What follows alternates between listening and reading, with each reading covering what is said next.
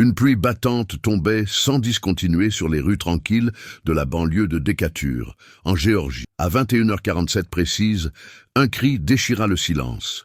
Un cri aigu et désespéré qui résonna plus longtemps qu'il n'aurait dû. Les voisins dirent plus tard avoir entendu des coups frapper à une porte d'entrée, puis le silence. Personne n'ouvrit ses rideaux, personne ne sortit. Tout le monde attendait. Lorsque la police est arrivée dans la modeste maison à 2 étages de Glendale Avenue, elle a découvert une scène qui aurait bouleversé même les agents les plus aguerris. Dans le jardin, éclairé par la lumière vacillante du porche, gisait le corps d'un adolescent. Son téléphone était toujours dans sa main, l'écran affichant un seul message non envoyé. Elle nous a tous menti. À l'intérieur de la maison, des traces de lutte. Des chaises renversées, du verre brisé et une odeur persistante de parfum à la vanille mêlée à l'odeur métallique du sang. Aucun signe d'effraction. Aucun signe de Camille Rose. Pour le monde extérieur, elle était une professeure de littérature primée. Mais cette nuit-là, tout a basculé. Ce qui avait commencé comme un mentorat s'était transformé en quelque chose de plus sombre.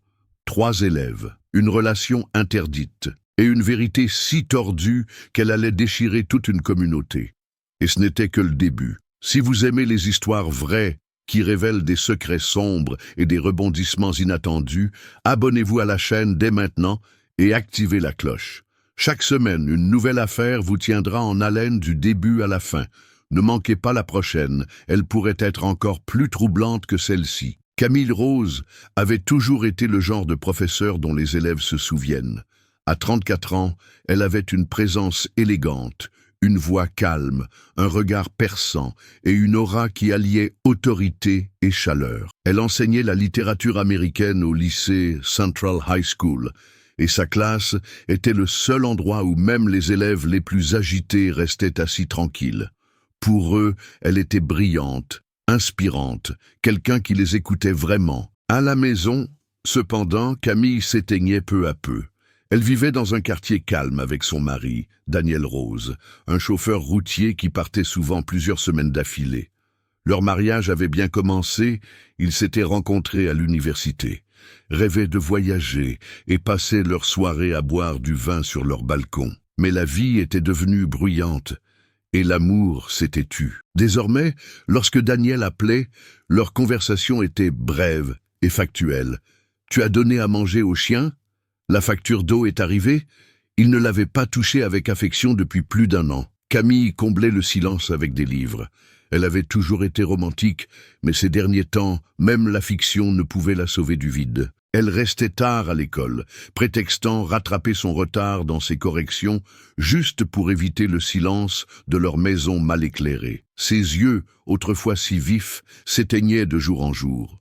Ses élèves lui apportèrent quelque chose que son mari ne lui donnait plus, de l'attention, et pire encore, de l'admiration. Elle n'était pas naïve, elle connaissait les limites. Mais lorsque Kevin Sanders, son élève vedette et capitaine de l'équipe de basket, âgé de 17 ans, a commencé à lui poser des questions sur la poésie après les cours, elle ne l'a pas arrêté. Il était sûr de lui, charmant, et la faisait rire comme Daniel ne l'avait pas fait depuis des années. Puis il y avait Malik Johnson, bruyant, sûr de lui et profondément complexé. Il restait après les cours sous prétexte d'avoir besoin d'aide pour ses devoirs. Ses compliments se cachaient sous des blagues, et ses regards s'attardaient trop longtemps. Camille savait que cette attention n'était pas normale, mais elle était aussi addictive. Et enfin, il y avait Ethan Rivera. Calme, intellectuel, gentil.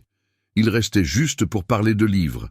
Il ne flirtait jamais, ne la touchait jamais. Mais avec Ethan, Camille se sentait vue comme elle ne l'avait pas été depuis très longtemps. Leur conversation n'était pas tendue, mais empreinte de compréhension. Il lui redonnait l'impression d'être intelligente, d'avoir de la valeur. Chaque garçon lui apportait quelque chose qu'elle pensait avoir perdu. Kevin lui apportait du plaisir. Malik lui donnait du pouvoir. Ethan lui donnait la paix. Elle se disait que c'était innocent, qu'elle les aidait simplement. Mais au fond d'elle-même, Camille connaissait la vérité. Elle comblait un vide. Elle leur prenait ce que la vie lui avait pris. Et ce qu'elle ne voyait pas venir, ce qu'aucun d'entre eux ne voyait, c'était à quel point cette illusion était fragile. À quel point l'admiration pouvait facilement se transformer en obsession.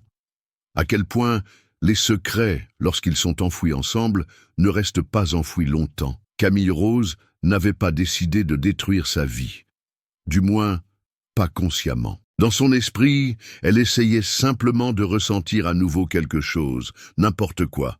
Après 10 ans de mariage qui s'étaient transformés en silence et en routine, elle cherchait désespérément à se souvenir de qui elle était autrefois, avant la solitude, avant l'engourdissement, avant que chaque matin ne soit plus qu'une lutte pour sortir du brouillard. Elle voulait se sentir à nouveau vivante. Tout a commencé avec Kevin Saunders. Kevin était l'un de ces élèves dont les professeurs se souviennent longtemps après l'obtention du diplôme. Sourire éclatant, esprit vif, personnalité magnétique. C'était le genre de garçon qui animait les couloirs lorsqu'il les traversait. En classe, il n'était pas le meilleur élève, mais il faisait de son mieux. Et il avait remarqué Camille, pas seulement en tant que professeur, mais en tant que femme. C'est lors d'une séance de tutorat que les choses ont changé. Camille était resté tard pour aider Kevin à préparer un examen. Il était arrivé sans livre, mais avec son charme habituel. Il avait plaisanté en disant qu'elle était la seule raison pour laquelle il venait en cours. Elle avait ri, vraiment ri, pour la première fois depuis des semaines. Et quand il lui avait dit « Vous devriez sourire plus souvent, mademoiselle Rose. Vous êtes belle quand vous souriez », quelque chose s'était brisé en elle. Elle ne l'avait pas réprimandé. Elle ne l'avait pas repoussé. Au lieu de cela, elle a souri. À partir de ce moment, les cours particuliers sont devenus leur rituel. Il se retrouvait 2 fois par semaine après les cours dans sa salle de classe, toujours seul. Ce qui avait commencé comme une aide scolaire s'est transformé en longues conversations sur la vie, son avenir, son passé. Il a commencé à s'ouvrir sur ses peurs. L'université, la pression, son père absent. Camille l'écoutait comme personne ne l'avait jamais fait, et il s'accrochait à cette attention. Elle se disait que c'était du mentorat, qu'elle l'aidait, que ce n'était pas personnel, mais ça l'était. Camille a commencé à s'habiller différemment les jours où elle savait qu'elle le verrait. Elle portait le parfum qui, selon Daniel, lui rappelait leur première rencontre. Elle se coiffait, se maquillait les lèvres, des petites choses. Inoffensives, se disait-elle. Puis Kevin l'a embrassée. Elle ne l'a pas arrêté. C'était maladroit, imprudent, mal et électrisant. À cet instant, toutes les frontières se sont estompées. Camille est devenue quelqu'un d'autre, quelqu'un d'audacieux, de désiré, de dangereux. Ce baiser a bouleversé son monde. Elle n'était plus seulement une enseignante ou une épouse, elle était vivante, et elle en voulait plus. Mais Kevin n'était pas le seul à l'observer. Malik Johnson avait remarqué le changement. Il était toujours bruyant, toujours en train de rire. Mais ces derniers temps, son regard s'attardait trop longtemps. Il avait commencé à venir après les cours, lui proposant de l'aider à porter ses affaires, prétextant avoir besoin d'aide pour des devoirs qu'il n'avait même pas commencés. Au début, Camille n'y prêtait pas attention, jusqu'au jour où elle et Kevin étaient dans sa classe, et où Malik est entré sans prévenir. Son regard en disait long. Il savait. Après cela, Malik est devenu plus audacieux. Il flirtait ouvertement, provoquait Kevin avec des pics à peine voilés en classe. Il voulait attirer l'attention de Camille, et il ne s'en cachait pas. Un après-midi, alors que Camille essayait de le congédier après les cours, il s'est approché d'elle et lui a dit « Ne fais pas comme si tu ne me voyais pas ». Elle s'est sentie piégée. Son esprit criait non, mais son corps était paralysé. Quand il l'a embrassée, c'était brutal, urgent, et elle ne l'a pas repoussé. La culpabilité est venue plus tard. Camille s'est dit que c'était une erreur, que ça s'arrêterait, qu'elle contrôlait toujours la situation. Mais ensuite, Ethan Rivera est arrivé. Ethan n'était pas comme les autres. Il ne flirtait pas, il ne cherchait pas à attirer l'attention. Il restait après les cours parce qu'il voulait vraiment parler de littérature. Il s'asseyait en face d'elle, se penchait vers elle et l'écoutait comme si ses paroles avaient de l'importance. Il lui posait des questions sur les livres, sur la vie, sur ses rêves. Camille se surprit à s'ouvrir à lui plus qu'elle ne l'avait jamais fait avec Daniel. Leur connexion était plus profonde, plus lente, plus sûre. Un après-midi pluvieux, après avoir passé 1 heure à discuter d'un roman sur l'amour interdit, il lui toucha la main. Ce n'était pas un accident. Elle ne s'est pas retirée. Leur baiser était doux, hésitant et complètement différent. Avec Kevin, elle ressentait du frisson. Avec Malik, du danger. Mais avec Ethan, elle se sentait comprise. À ce moment-là, la vie de Camille était devenue un château de cartes. Un souffle, un faux pas, et tout s'écroulerait. Mais elle ne pouvait pas s'arrêter. L'attention, le désir, le sentiment d'être à nouveau désirée, c'était devenu son oxygène. Elle ne survivait plus, elle volait. Et elle n'avait aucune idée de la hauteur de la chute. Pendant un certain temps, Camille s'est convaincue qu'elle contrôlait tout, que les limites qu'elle avait franchies pouvaient être repoussées, que ce qu'elle vivait avec Kevin, Malik et Ethan existait dans des mondes séparés, des compartiments soigneusement isolés les uns des autres. Elle était prudente, assez prudente pour espacer les rendez-vous, supprimer les messages, éviter toute attention inutile. Mais le contrôle n'était qu'une illusion, et les illusions finissent toujours par s'effondrer. La première fissure est apparue chez Kevin. Autrefois enjoué et séducteur, il a commencé à changer. Il est devenu possessif, jaloux d'une manière qui semblait dangereuse. Lorsque Camille a annulé une séance de tutorat à cause d'une réunion du corps enseignant, Kevin est apparu devant la salle des professeurs, où il l'attendait. Son sourire avait disparu. « Mais tu m'évites », a-t-il dit d'une voix grave, le regard perçant. Camille a tenté de désamorcer la tension en expliquant qu'il ne s'agissait de rien de personnel, mais Kevin ne l'a pas cru. « Tu vois quelqu'un d'autre ?» a-t-il murmuré avant de s'éloigner, avant qu'elle n'ait le temps de répondre. C'était la première fois que Camille ressentait de la peur, pas seulement de la culpabilité, mais une véritable peur. Kevin avait toujours été charmant, mais il y avait une intensité derrière son regard qu'elle n'avait jamais vue auparavant. Puis Malik a commencé à se comporter de manière étrange. Il devint imprévisible, se présentant à des heures inhabituelles, envoyant des SMS tard le soir, exigeant de la voir. Il détestait être ignoré. Lorsque Camille cessa de répondre à ses messages, il commença à la confronter à l'école, dans les couloirs, sur le parking, une fois même pendant un cours, sous prétexte d'avoir besoin d'aide pour un projet. Son ton était passé de taquin à accusateur, et la lueur dans ses yeux n'était plus de l'amusement, mais un défi. Un après-midi, Camille a trouvé un mot glissé dans le tiroir de son bureau. « N'oublie pas qui t'a vu en premier ». Il n'était pas signé, mais elle n'avait pas besoin de signature.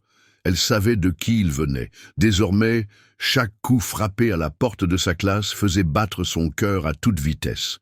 Puis, petit à petit, Ethan a commencé à prendre ses distances. Il est devenu renfermé, distrait. Pendant leur conversation autrefois si chère, il regardait par la fenêtre et parlait par demi-phrases. Camille lui a demandé si quelque chose n'allait pas. Il a haussé les épaules. « Je suis juste fatigué », répondait-il. Mais Camille sentait le changement. Pire encore, elle voyait la suspicion dans ses yeux. Il était en train de rassembler les pièces du puzzle. Les murs se refermaient sur elle. La nuit, Camille se réveillait en sueur, le cœur battant, convaincue que quelqu'un l'observait. Elle a commencé à vérifier ses serrures 2 fois, puis 3 fois. Son mari, Daniel, a remarqué son anxiété. « Tu travailles trop », lui a-t-il dit un soir. « Et on dirait que tu as vu un fantôme. » C'était le cas. 3 même. Un jour, dans les toilettes du personnel, Camille a entendu 2 élèves chuchoter. « Je crois que Kevin et Malik vont se battre », disait l'un d'eux. À cause de Madame Rose, son sang se glaça. Elle confronta Kevin après les cours, espérant le calmer, l'avertir que les choses dégénéraient. Au lieu de cela, il la coinça derrière les gradins et lui murmura « Dis-moi que tu n'es avec personne d'autre. J'ai besoin de l'entendre. » Camille se figea. Elle mentit. Elle a répondu « Il n'y a personne d'autre. » Mais Kevin ne l'a pas cru, Malik non plus. Ni Ethan. Chacun à sa manière. Les garçons ont commencé à se détériorer. Camille le sentait dans leur regard.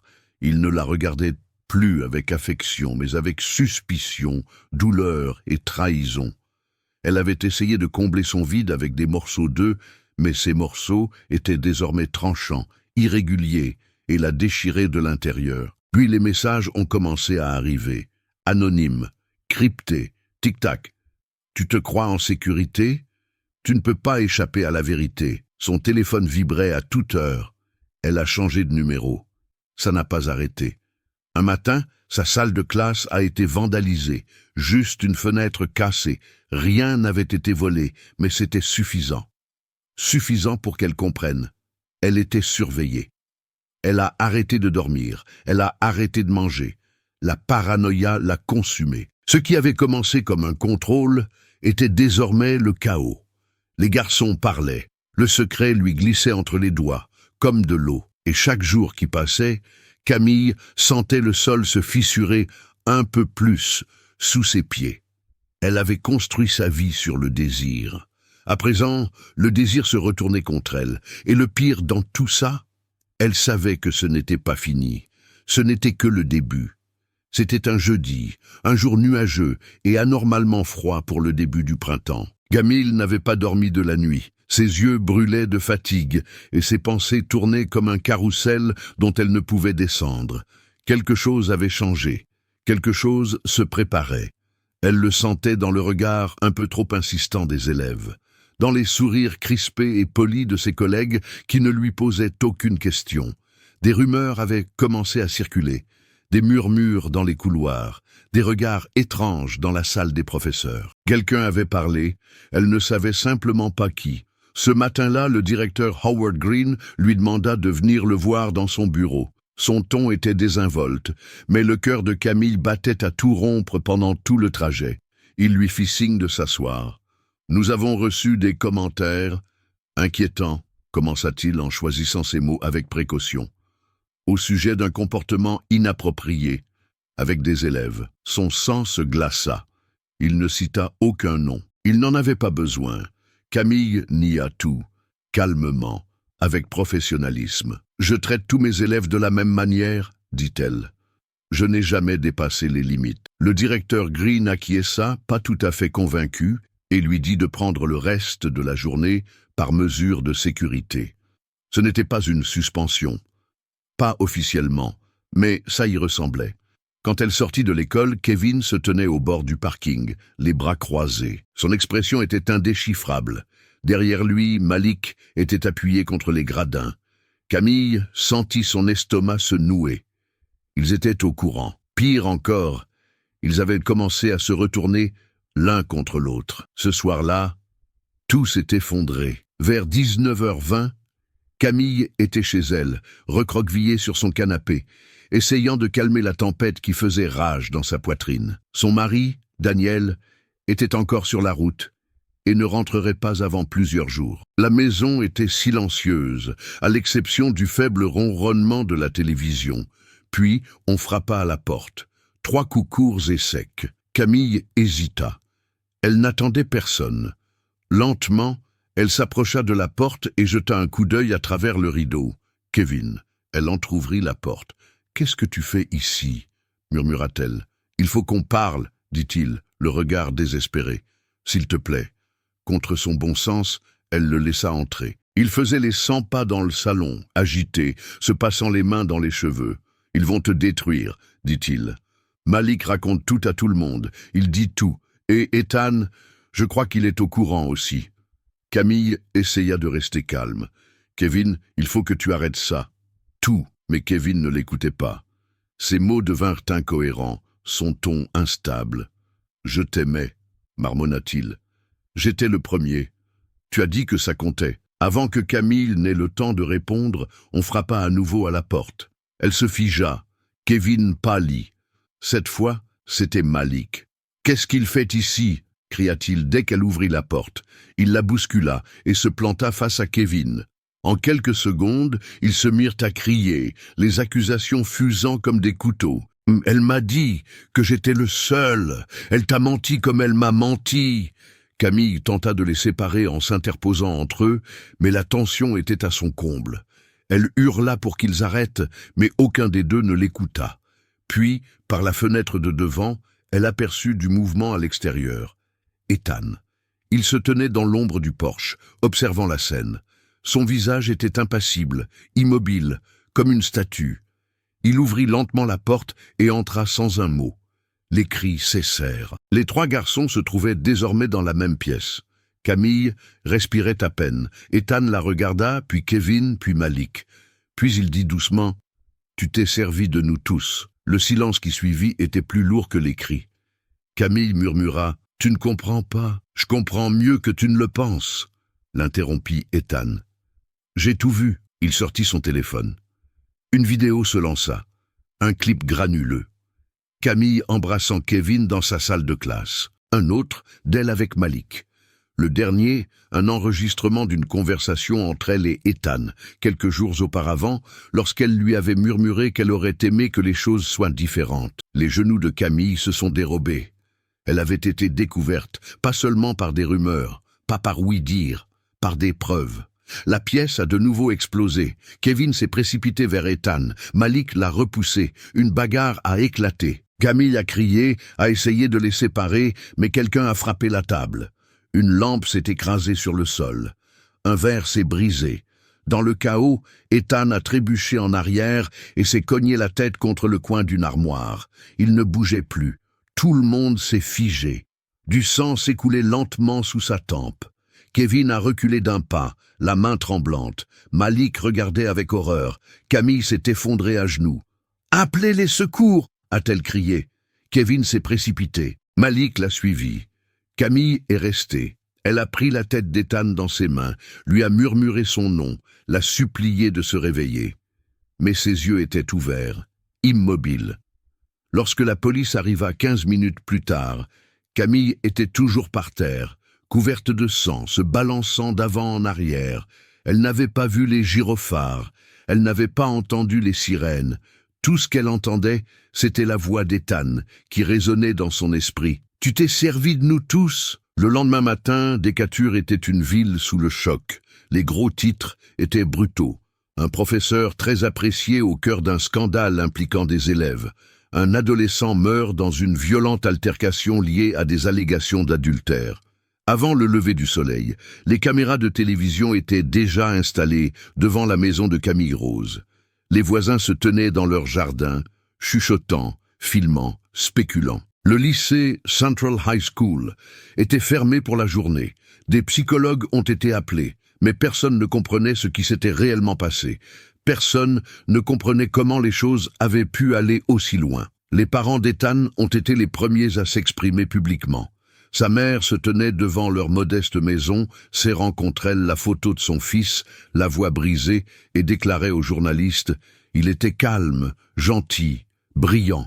Il n'avait jamais eu d'ennui. Il ne méritait pas ça. » La communauté pleurait avec elle, mais des murmures accusateurs flottaient dans toutes les conversations. Les rumeurs sur la relation inappropriée que Camille entretenait avec ses élèves se sont transformées en accusations en bonne et due forme. À l'école, les élèves étaient confus et effrayés. Les rumeurs se propageaient dans les couloirs plus vite que les faits.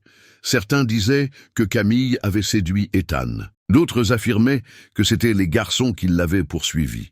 Certains reprochaient à l'administration de ne pas avoir protégé leurs camarades de classe. D'autres rejetaient toute la responsabilité sur Camille. Le directeur Green a tenu une conférence de presse, visiblement bouleversé.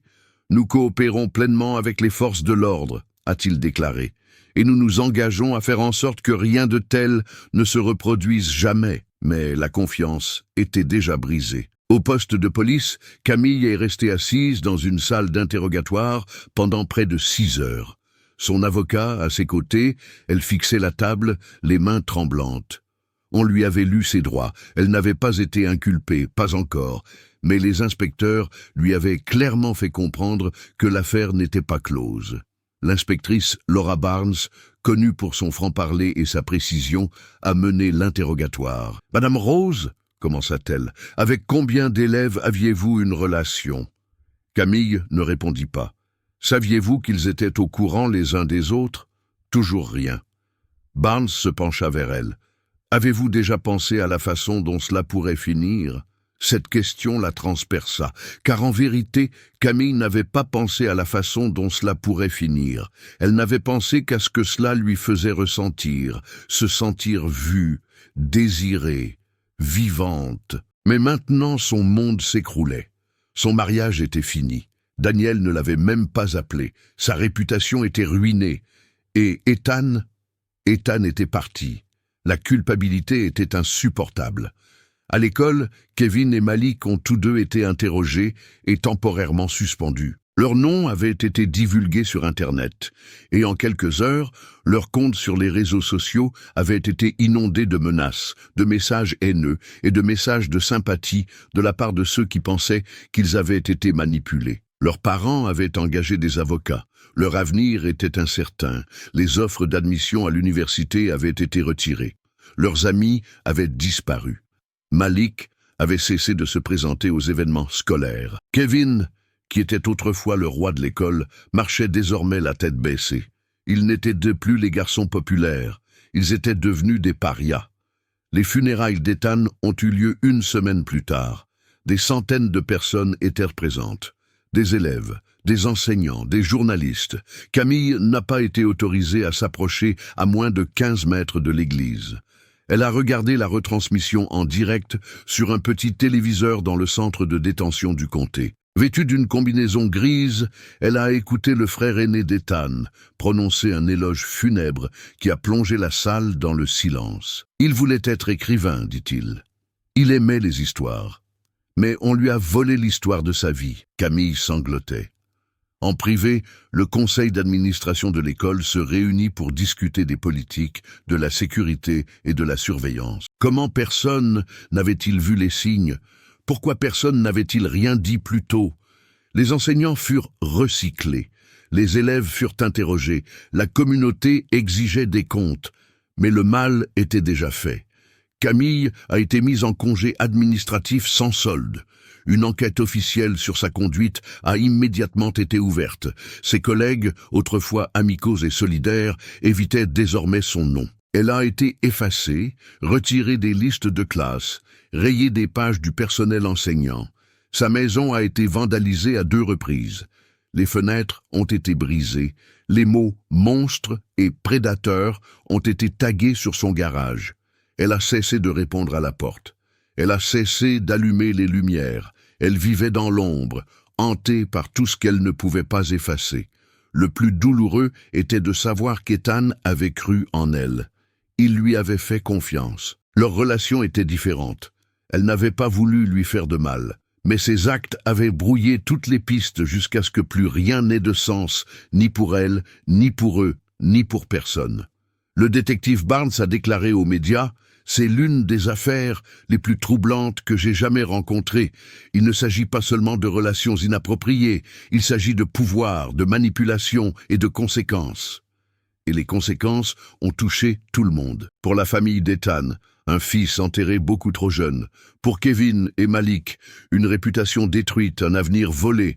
Pour Camille, une carrière en cendres, une vie en ruine. Et pour la ville de Decatur, un douloureux rappel que même les visages les plus dignes de confiance peuvent cacher les secrets les plus sombres. Cet hiver-là, l'école a installé des caméras de sécurité dans tous les couloirs. Une nouvelle politique a été adoptée, interdisant les cours particuliers, sans la présence d'un autre membre du personnel. Mais rien de tout cela n'a ramené Ethan. Rien n'a effacé le traumatisme gravé dans la vie de ceux qui sont restés. Camille Rose était autrefois un symbole de réussite, d'intelligence et de grâce. Désormais, elle était le visage du scandale. Et alors que les premiers flocons tombaient sur une ville en deuil, personne ne savait vraiment à qui incombait la responsabilité, ni si la guérison serait un jour possible. Si cette histoire vous a fait réfléchir ou vous a touché, n'hésitez pas à laisser un like et un commentaire ci-dessous. Votre opinion compte. Et peut-être que quelqu'un qui lit vos pensées a également besoin de comprendre que certaines vérités font mal, mais doivent être dites. Parlons-en ensemble. 2 semaines après les funérailles d'Ethan Rivera, la tempête médiatique s'était calmée, mais l'enquête se poursuivait. Déterminée à découvrir toute la vérité, l'inspectrice Laura Barnes continuait sa recherche méthodique. Le public croyait que Camille Rose était la marionnettiste, la manipulatrice, la prédatrice. Mais quelque chose ne collait pas pour Barnes. C'était trop propre, trop commode. Et puis, quelque chose que personne n'avait prévu a fait surface.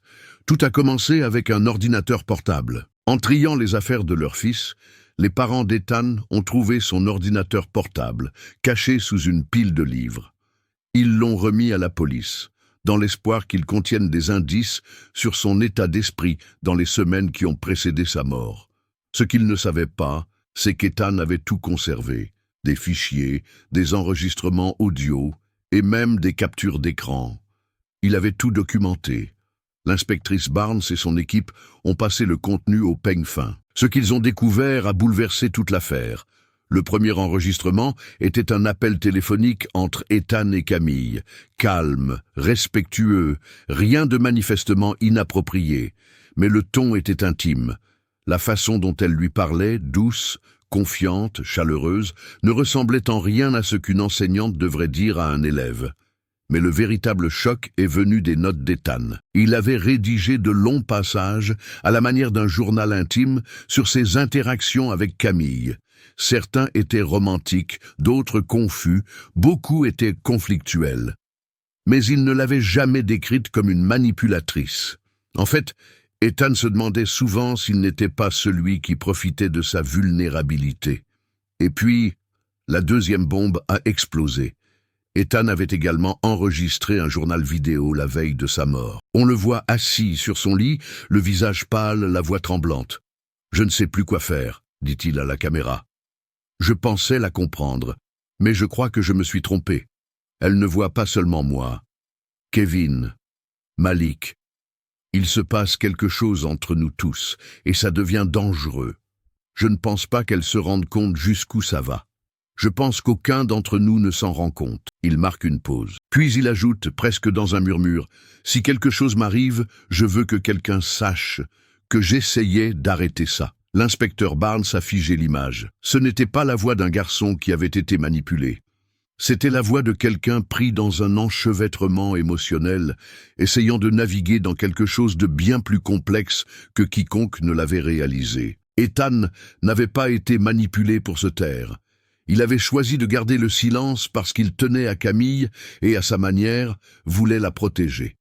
Mais le dernier élément qui a tout changé est venu d'une source inattendue. Vanessa Hart, journaliste locale, réputée pour creuser plus loin que les gros titres, Vanessa suivait l'affaire depuis le premier jour. Lorsqu'elle a appris l'existence des enregistrements, elle a contacté Barnes pour demander à les consulter. Barnes a d'abord refusé, mais Vanessa n'a pas abandonné. Elle avait déjà découvert quelque chose par elle-même. Une caméra de sécurité d'une station-service près de la maison de Camille avait filmé une silhouette le soir de l'incident. Quelqu'un qui s'enfuyait de la résidence Rose à 21h58.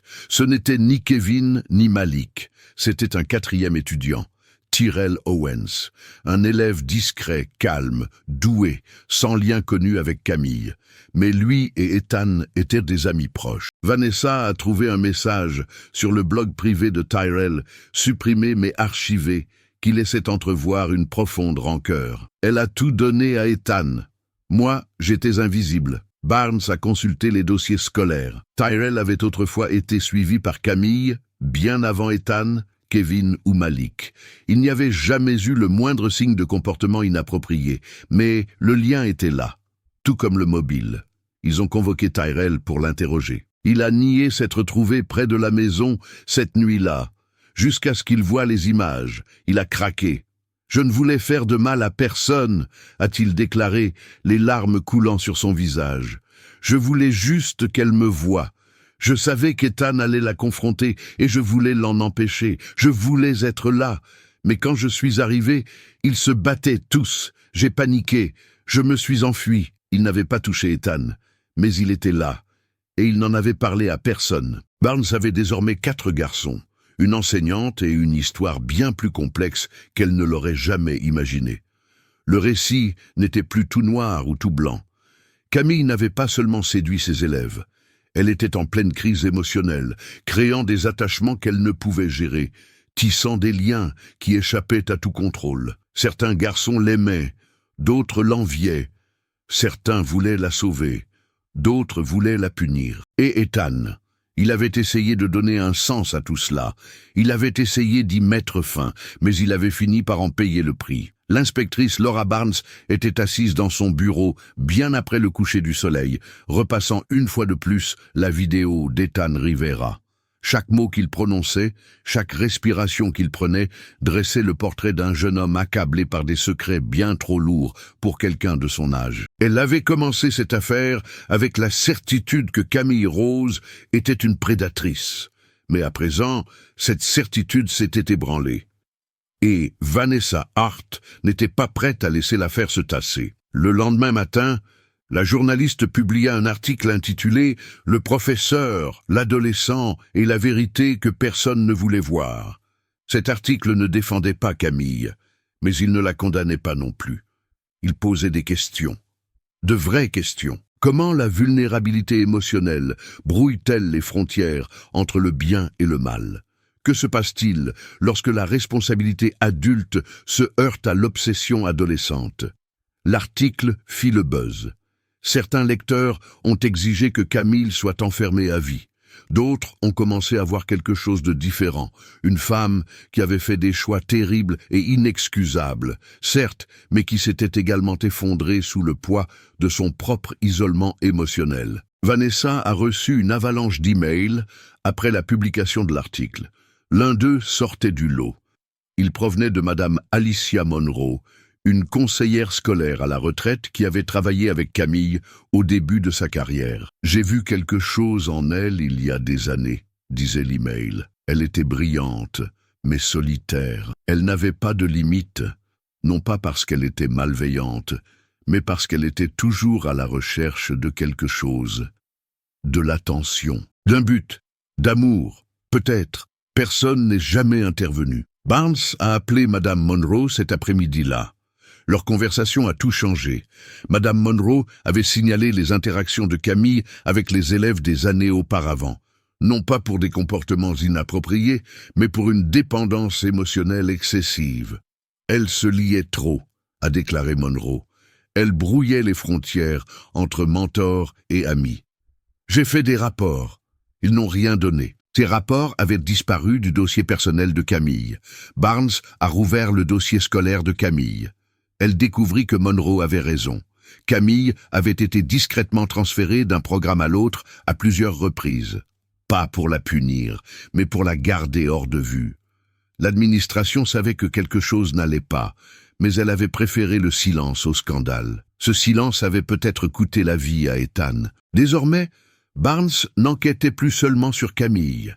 Elle enquêtait sur l'institution qui l'avait protégée, aidée, et qui avait ignoré les avertissements jusqu'à ce qu'il soit trop tard. Pendant ce temps, Camille était assise dans une cellule, inconsciente des changements qui se produisaient à l'extérieur. Son avocat lui rendait visite tous les jours. Au début, elle refusait de parler. Elle avait honte, elle était brisée, épuisée. Mais à mesure que les informations sur Tyrell Owens, les enregistrements d'Ethan et les rapports manquants lui parvenaient, elle commença à comprendre quelque chose d'essentiel. Il ne s'agissait plus seulement d'elle, il s'agissait de tous les systèmes qui avaient échoué. Son mariage, son école, ses superviseurs, elle-même. Vanessa Hart a demandé à l'intervieweur. Camille a accepté. Elles se sont rencontrées dans une salle d'entretien austère aux murs gris. Les caméras étaient éteintes. Seul un enregistreur et un accord tacite de dire la vérité étaient présents. « Je ne voulais faire de mal à personne », a déclaré Camille, d'une voix à peine audible. « Je ne me suis pas réveillé un jour en décidant de détruire ces garçons. J'étais perdu, j'étais vide, et je les ai laissés me remplir. » Vanessa lui a demandé « Les aimiez-vous » ? « Je ne sais pas », a répondu Camille. « Je pense que j'aimais ce qu'ils m'ont donné.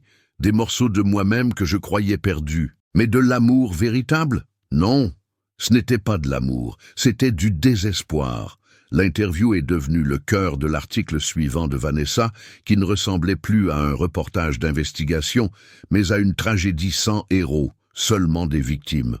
Au même moment, un nouvel acteur entra en scène, l'avocat Michael Langford, connu pour avoir défendu des affaires de violation des droits civiques contre des conseils scolaires. Il représenta la famille d'Ethan et annonça une action en justice non seulement contre Camille, mais aussi contre le lycée Central High School et le district scolaire de Decatur. Ce n'était pas seulement l'échec d'une femme, déclara Langford lors d'une conférence de presse.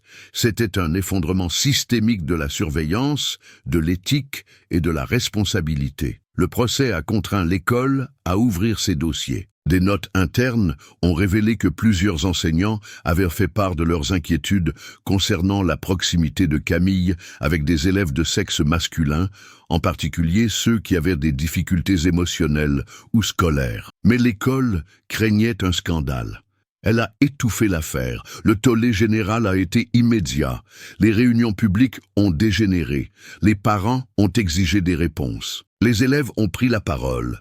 Certains pour défendre Camille, d'autres pour raconter des moments pénibles dont ils avaient été témoins. C'était chaotique, douloureux, réel. L'inspectrice Barnes, qui était autrefois certaine que Camille serait condamnée et oubliée, menait désormais une enquête qui dépassait largement le cas d'une seule femme. Son rapport au procureur général ne mentionnait pas seulement les actes de Camille, mais aussi la négligence dont l'administration avait fait preuve pendant des années. Pour la première fois, Camille n'était plus seule sous les projecteurs. Le récit changeait. Les gens ne l'excusaient pas, mais ils commençaient à la comprendre. Et ils commençaient à voir combien d'autres avaient détourné le regard, étaient restés silencieux et avaient laissé faire. Barnes a recommandé des poursuites non seulement contre Camille, mais aussi des mesures disciplinaires à l'encontre de plusieurs responsables de l'école. Le procureur a accepté de poursuivre pour obstruction à la justice pour falsification de dossiers personnels. Camille Rose devait toujours être jugée, mais désormais, elle n'était plus seule. À l'approche du premier jour des audiences, Decatur se préparait, car la vérité commençait enfin à émerger, et personne n'en sortirait indemne. La salle d'audience était silencieuse, à l'exception du bourdonnement lointain d'une lampe défectueuse et du froissement des papiers dans les mains des avocats. Camille Rose était assise à la table de la défense, les poignets libres, mais son avenir toujours enchaîné. Près de 6 mois s'étaient écoulés depuis la mort d'Ethan Rivera, et le procès avait enfin commencé. La salle était bondée, médias, parents, anciens élèves. Tout le monde voulait être aux premières loges pour assister à la chute d'une femme autrefois considérée comme brillante, gentille et totalement intouchable. Camille avait vieilli. Ses cheveux autrefois lisses étaient désormais ternes et tirés en arrière. Ses vêtements lui tombaient sur les épaules, ses joues étaient creusées. Mais ses yeux, autrefois remplis de confusion et de regret, étaient désormais fermes. Elle ne se cachait plus de la vérité. Elle allait droit au but. L'accusation n'a pas perdu de temps pour la dépeindre comme une prédatrice. Caroline Steele, assistante du procureur, vive et méthodique, a détaillé chaque message inapproprié, chaque rencontre clandestine, chaque limite franchie. Des photos, des SMS et les témoignages de Kevin et Malik constituaient les fondements de l'accusation. Les 2 jeunes hommes étaient assis raides sur le banc des témoins, visiblement mal à l'aise, leurs paroles répétées, leur ton contradictoire. « Elle m'a dit que j'étais le seul », a déclaré Kevin, la voix brisée. « Je l'ai cru. Elle s'est servie de nous », a ajouté Malik, les yeux baissés. « Elle nous a fait nous sentir spéciaux. Puis, elle nous a jetés. » Leurs témoignages ont fait forte impression. Le jury observait Camille attentivement, à la recherche de signes de culpabilité ou de manipulation. Mais Camille n'a pas bronché. Elle a écouté. Elle a laissé leur douleur s'exprimer, parce qu'elle savait qu'elle était réelle. Puis ce fut au tour de la défense. L'avocate de Camille, Rachel Whittaker, s'approcha avec un air calme mais autoritaire. Elle ne nia pas les relations, elle ne discuta pas des détails techniques. Au lieu de cela, elle commença par une question. Pourquoi une femme respectée et accomplie risque-t-elle tout pour quelques moments de connexion avec ses élèves? Il n'y eut aucune objection. Seulement le silence. Whittaker a présenté les enregistrements d'Ethan, en particulier sa dernière vidéo. Pendant qu'elle était diffusée dans la salle d'audience, toutes les personnes présentes sont restées immobiles, absorbant la peur et la tristesse dans sa voix. « Je ne pense pas qu'elle voulait nous faire du mal », a déclaré Ethan. Je pense qu'elle souffre aussi. C'était le premier moment où le récit a basculé. Whittaker a ensuite appelé Camille à la barre. C'était un risque, mais un risque calculé. Camille prit une profonde inspiration avant de faire face au jury. Sa voix était ferme mais douce. « J'ai échoué », commença-t-elle, « en tant qu'enseignante, en tant que mentor, en tant qu'être humain. J'ai franchi des limites que je n'aurais jamais dû franchir. J'ai confondu ma douleur avec l'amour. J'ai confondu leur attention avec une guérison. » Elle expliqua sa solitude, son mariage brisé, la perte de son identité. Elle admit avoir apprécié l'attention, l'avoir laissé dégénérer en quelque chose qu'elle ne pouvait plus contrôler. Mais elle ne clama jamais son innocence.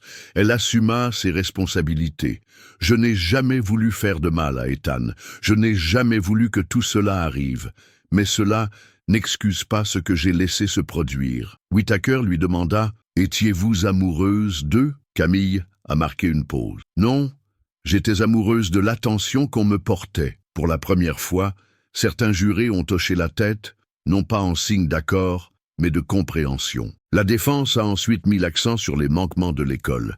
Les rapports d'Alicia Monroe ont été présentés, ainsi que des preuves que l'administration avait reçu de nombreux signaux d'alerte au fil des ans et avait choisi de les ignorer. Le directeur Howard Green fut cité à comparaître et contraint de témoigner. Ses réponses étaient évasives. À un moment donné, lorsqu'on lui demanda pourquoi personne n'avait agi plus tôt, il répondit simplement « Nous ne voulions pas nuire à sa carrière sur la base de soupçons. » Cette réponse fit l'effet d'une gifle dans la salle d'audience. Vanessa Hart, assise dans le public, griffonnait furieusement. Ces articles avaient déjà changé la perception du public, mais désormais, c'était le système lui-même qui était jugé. Au troisième jour, de nouvelles conversations avaient commencé. Il n'était plus seulement question de la culpabilité de Camille, mais aussi de la responsabilité institutionnelle. Les parents d'Ethan sont revenus à la barre pour parler de leur fils, non seulement en tant que victime, mais aussi en tant que personne. Sa mère a déclaré « Il voulait arranger les choses, il voulait l'aider, c'était quelqu'un comme ça ». Camille a fondu en larmes pendant leur témoignage. Mais ce n'était pas du cinéma. C'était réel. Son remords emplissait la salle comme de la fumée, indéniable et inéluctable. Le 5e jour, le dernier témoin a été appelé, Tyrell Owens. Il a raconté au tribunal la nuit de l'incident. Comment il s'était rendu chez Camille, pour la confronter, pour avertir Ethan, pour se rendre visible. « Je voulais qu'elle me remarque », a-t-il admis. « Mais quand je les ai vus se battre, j'ai paniqué, je me suis enfui. Et je n'en ai jamais parlé à personne parce que j'avais peur que personne ne me croie. » Sa voix s'est brisée. « Je pense qu'Ethan est mort en essayant de la protéger. » Cette phrase a de nouveau changé la donne. À la fin de la semaine, le jury semblait épuisé. Il avait entendu toutes les horribles vérités, toutes les zones d'ombre, tous les signaux d'alerte ignorés. Camille Rose avait détruit des vies, mais elle n'était pas un monstre. Elle était brisée, elle était humaine. Tout comme les garçons. Les plaidoiries finales ont eu lieu le 6e jour. L'accusation a exigé que justice soit faite. Ce qu'elle a fait est illégal. Peu importe sa douleur, peu importe son passé. Les adultes ne franchissent pas certaines limites avec les enfants. La défense a demandé de la nuance. Nous ne demandons pas l'absolution. Nous demandons de la compréhension, le contexte, la vérité dans son intégralité. Puis vint la délibération. Les heures passèrent. Et enfin, le verdict tomba. Camille Rose fut reconnue coupable de 2 chefs d'accusation pour conduite inappropriée avec un mineur. Elle fut déclarée non coupable d'avoir contribué à la mort injustifiée d'Ethan Rivera. La sentence, 4 ans de prison avec possibilité de libération conditionnelle après 2 ans. Elle serait tenue de s'inscrire au registre des délinquants sexuels et de renoncer définitivement à son droit d'enseigner. Il n'y eut pas d'applaudissements, pas de cris, juste le silence. Puis Camille expira. Pour la première fois depuis des mois, elle pouvait respirer, non pas parce qu'elle était libre, mais parce que la vérité avait été dite. Le verdict se répandit comme une traînée de poudre à décature. Les chaînes d'information locales ont interrompu leur programme pour annoncer « Camille Rose reconnue coupable de 2 chefs d'accusation acquittée des charges liées à la mort d'un élève ». Les réseaux sociaux ont explosé. La ville, déjà divisée par des mois de spéculation et de souffrance, s'est encore davantage fracturée. Pour certains, la sentence était une simple tape sur les doigts. Une honte. 4 ans pour une femme qui avait brouillé les frontières entre enseignants et élèves, qui avait perdu le contrôle de ses propres limites et qui, ce faisant, avait contribué à déclencher une série d'événements qui avaient conduit à la mort d'un garçon.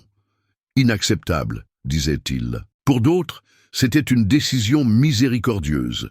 Ils avaient assisté au procès, ils avaient entendu les témoignages, et ils voyaient Camille non pas comme une prédatrice dans l'ombre, mais comme une femme qui se noyait silencieusement à la vue de tous. Ces actes étaient répréhensibles, terriblement répréhensibles, mais ils étaient motivés par la douleur, pas par la méchanceté. Pour eux, la sentence était une justice tempérée par la compréhension. Mais les répercussions ne se sont pas arrêtées aux marches du tribunal. Au lycée Central High School, de nouvelles mesures ont été immédiatement mises en place. Les entretiens individuels entre le personnel et les élèves n'étaient désormais autorisés qu'en présence d'un autre membre du corps enseignant. Chaque salle de classe a été équipée d'une caméra de sécurité. Les enseignants ont été tenus de suivre une formation annuelle sur les limites à ne pas franchir et l'éthique. Les élèves ont été encouragés à signaler tout ce qui les mettait mal à l'aise.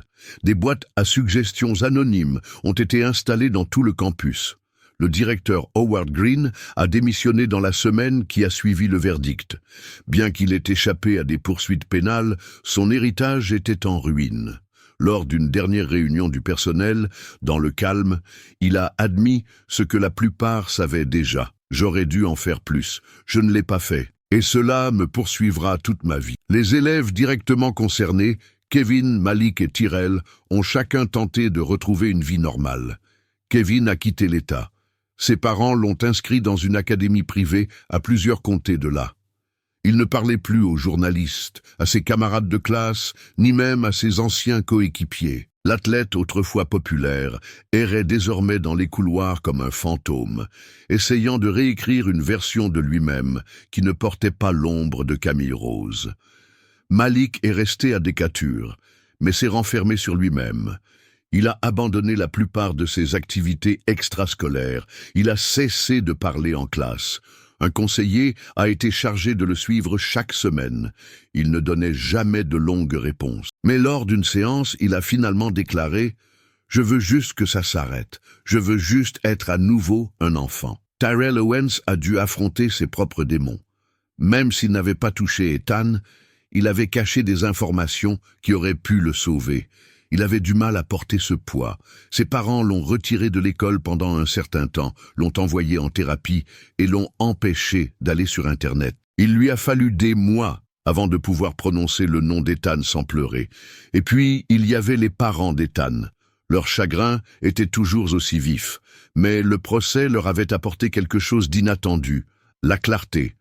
Dans le témoignage de Camille, ils n'ont pas entendu d'excuses, ils ont entendu une prise de responsabilité. Et dans les enregistrements laissés par Ethan, ils ont découvert un garçon qui essayait de faire ce qu'il fallait dans une situation qui le dépassait complètement.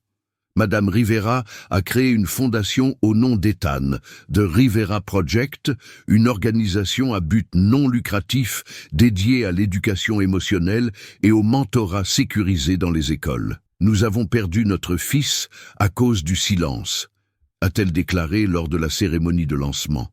« Nous ne laisserons pas ce silence perdurer. » Le prononcé de la sentence de Camille s'est déroulé dans le calme. Pas de caméra, pas de foule. Son mari, Daniel, n'était pas présent. Il avait demandé le divorce peu après son arrestation et ne lui avait pas adressé la parole depuis. La dernière fois qu'elle avait entendu sa voix, c'était sur un message vocal où il disait simplement « J'espère qu'un jour tu trouveras la paix ». Elle n'a pas contesté le divorce. Il n'y avait plus rien à se disputer. Quand elle est arrivée au centre correctionnel pour femmes, elle n'a pas pleuré, elle n'a pas bronché. Elle est entrée avec la même résignation tranquille qu'elle affichait depuis des mois. Pour elle, la prison n'était pas une fin, mais une sorte de jugement. Au cours des mois qui ont suivi, Camille a fait profil bas. Elle s'est inscrite à une thérapie. Elle a participé à des groupes de discussion entre pairs sur la responsabilité et les limites. Elle s'est portée volontaire à la bibliothèque pour aider d'autres détenus à obtenir leur diplôme d'études secondaires. Elle n'a pas cherché à défendre son passé. Elle n'a pas cherché à y échapper. Elle a appris à vivre avec. Vanessa Hart, aujourd'hui considérée comme une voix montante du journalisme d'investigation, a publié 6 mois après le procès un long article intitulé « The Collapse of Camille Rose », l'effondrement de Camille Rose. Cet article allait au-delà du tribunal. Il explorait les défaillances systémiques, la lâcheté administrative et les vulnérabilités émotionnelles souvent ignorées, en particulier chez les femmes, dont on attend d'abord qu'elles s'occupent des autres avant de s'occuper d'elles-mêmes. Il lui a valu un prix de journalisme. Mais il a également déclenché un débat national. D'autres éducateurs ont raconté leur propre histoire. Épuisement émotionnel, attachement malsain, manque de supervision et de soutien institutionnel. Des écoles à travers tout le pays ont réévalué leur politique. Certaines ont mis en place des contrôles anonymes pour les enseignants. D'autres ont instauré des dépistages réguliers de la santé mentale pour le personnel. L'affaire Camille a marqué un tournant, une mise en garde, une tragédie qui a obligé les gens à cesser de voir les fautes professionnelles en noir et blanc et à reconnaître les nuances complexes. Quant à Decatur, la ville ne serait plus jamais la même. Le nom d'Ethan a été gravé sur une plaque commémorative à l'extérieur de la bibliothèque de l'école. Son histoire a été intégrée au programme des cours d'éthique. Les élèves ont appris non seulement à reconnaître le danger, mais aussi à s'exprimer même lorsque cela est difficile.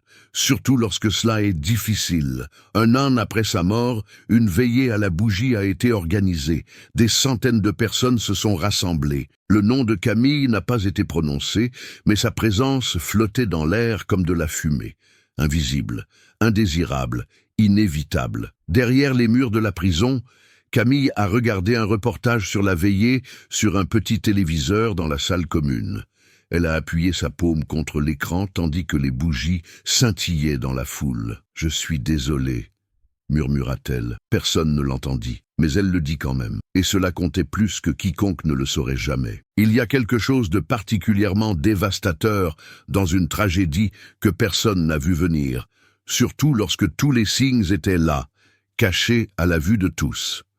L'histoire de Camille Rose n'est pas seulement celle d'une enseignante qui a franchi toutes les limites de l'éthique et de la légalité. C'est celle des failles d'un système conçu pour protéger, mais qui trop souvent détourne le regard jusqu'à ce qu'il soit trop tard. C'est celle du silence qui suit les vérités dérangeantes et du pouvoir dévastateur de la négligence, non seulement envers les élèves, mais aussi envers les adultes qui sont censés les guider. Camille ne s'est pas réveillée un jour en décidant de ruiner des vies. Sa chute a été progressive, façonnée par des années de solitude, de négligence affective et de complaisance institutionnelle. Mais cela ne rend pas ses actes moins préjudiciables. Être brisée n'est pas une excuse pour briser les autres. Et dans sa quête pour se sentir à nouveau vivante, elle a détruit les vies qu'elle était censée nourrir. Mais le système qui l'entourait a également failli. Les rapports ont été ignorés. Les schémas ont été négligés. Personne ne lui a demandé comment elle allait. Personne ne s'est demandé pourquoi une éducatrice autrefois brillante avait commencé à franchir des limites aussi dangereuses. Et lorsque les conséquences se sont manifestées, elles n'ont pas seulement touché Camille, mais aussi 4 jeunes garçons pris dans l'effondrement. Cette affaire nous oblige à nous poser des questions difficiles. Connaissons-nous vraiment les personnes qui enseignent à nos enfants? Qui surveille les surveillants? Et que se passe-t-il lorsque les blessures émotionnelles ne sont pas soignées, non seulement chez les élèves, mais aussi chez les enseignants? L'histoire de Camille n'est pas une histoire d'innocence, mais c'est une histoire complexe, car les monstres ne ressemblent pas toujours à des monstres. Parfois, ils ressemblent à des personnes qui souffrent et qui font des choix qui mènent à la catastrophe.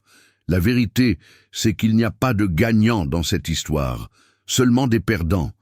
Ethan Rivera a perdu la vie en essayant d'être la voix de la raison dans une situation qui a échappé à son contrôle. Kevin et Malik ont perdu leur innocence, leur réputation et une partie de leur jeunesse qu'ils ne retrouveront jamais. Tyrell a perdu son meilleur ami et la conviction que le silence le protégerait. Camille a perdu son identité, sa carrière et l'image d'elle-même qu'elle croyait autrefois inaccessible. Et la ville de Decatur a perdu son sentiment de sécurité.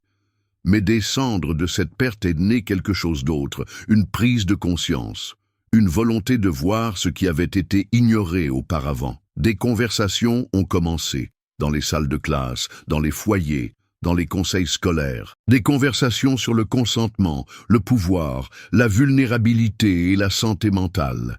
Des conversations qui avaient attendu trop longtemps pour être entendues. L'histoire de Camille Rose est une tragédie, mais si nous avons le courage d'en tirer des leçons, elle ne sera pas vaine. Camille Rose a purgé 2 ans de sa peine de 4 ans avant d'obtenir une libération conditionnelle anticipée pour bonne conduite. Elle est sortie de prison plus calme, plus mince et presque méconnaissable. Il n'y avait pas de caméra qui l'attendait, pas de journaliste, juste le bruit sourd de la porte qui se refermait derrière elle et le poids d'un monde qui avait continué à tourner sans elle. Elle s'est installée dans une petite ville à 2 États de là, sous un autre nom, enregistrée comme l'exigeait la loi. Pas d'enseignement, pas de contact avec des mineurs. Ses journées sont devenues simples. Réveil tôt le matin, travail à temps partiel dans une librairie, soirée passée seule, dans un appartement d'une chambre. La femme qui dirigeait autrefois une classe restait désormais seule. Mais elle ne fuyait pas son passé. Elle vivait avec. Chaque lettre de la commission des libérations conditionnelles lui rappelait qui elle avait été. Chaque contrôle obligatoire la forçait à affronter les dégâts qu'elle avait causés. Elle ne cherchait pas le pardon. Elle n'attendait pas la rédemption. Elle voulait seulement ne plus faire de mal. À Decatur, le projet Rivera s'est développé. Carmen, la mère d'Ethan, est devenue une militante nationale pour la sécurité et le soutien émotionnel des élèves dans les écoles. Sa voix, autrefois brisée par le chagrin, est devenue une force de changement. Elle a pris la parole lors de conférences, conseillé des districts et contribué à la rédaction d'une nouvelle politique sur les limites entre enseignants et élèves dans plusieurs États. Le lycée Central High School a connu un changement complet de direction. De nouveaux conseillers ont été embauchés, des outils de signalement anonymes ont été mis en place. Le couloir, autrefois caché où Camille et ses élèves se retrouvaient, a été transformé en centre de bien-être, où les élèves peuvent parler librement à des professionnels qualifiés. Kevin Sanders a obtenu son JED et a commencé à suivre des cours dans un établissement d'enseignement supérieur sous un nouveau nom. Il ne s'exprime toujours pas en public, mais ses amis disent qu'il souhaite devenir conseiller afin d'aider un jour des enfants comme celui qu'il était autrefois. Malik Johnson a trouvé du réconfort dans la thérapie et a finalement rejoint une ligue de football locale. Ses entraîneurs le décrivent comme quelqu'un de calme mais concentré. Il n'aime pas parler de ce qui s'est passé, mais il est présent. Et parfois, le simple fait d'être présent est déjà un progrès. Tyrell Owens est retourné à l'école avec le soutien de sa famille et de la communauté. Il est aujourd'hui bénévole au sein du Rivera Project, où il parle de l'importance de s'exprimer, même lorsque c'est difficile. Sa voix, autrefois réduite au silence par la peur, fait désormais partie du mouvement pour la responsabilisation. Le nom de Camille n'est plus mentionné dans les médias. Son histoire continue de vivre dans les salles de classe, les ateliers et les manuels de formation, mais son visage est absent. Et c'est peut-être la fin la plus appropriée pour une histoire comme la sienne, car il n'a jamais vraiment été question d'elle seule. Il s'agissait de ce qui se passe lorsque le silence règne, lorsque les frontières disparaissent, lorsque la douleur reste trop longtemps inexprimée.